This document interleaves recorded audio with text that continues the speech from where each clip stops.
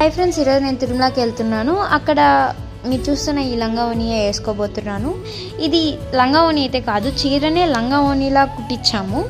మాకు తెలిసిన ఆంటీ దగ్గర. ఆమె అయితే చాలా బాగా కుడుతుంది. తిరుపతిలో కేటీ రోడ్ దగ్గర ఒక చిన్న టైలర్ షాప్ ఉంటుంది.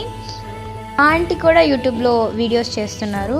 నిజంగా చాలా అంటే చాలా బాగా కుడుతుంది. ఆమె ఈ పైట కూడా సెలెక్ట్ చేసింది. మా మమ్మీ అయితే ఈ జ్యువెలరీ సెలెక్ట్ చేసింది. దండేమో 1100 పడింది, గాజులేమో 1500 ఒక సెట్కి. ఇదేమో మా అక్క పెళ్ళిలో తెచ్చుకున్న జడబిల్లని అయితే తెచ్చుకునేసాను. ఇంకైతే స్టార్ట్ అయ్యాం ఫ్రెండ్స్ కాలినడకతో.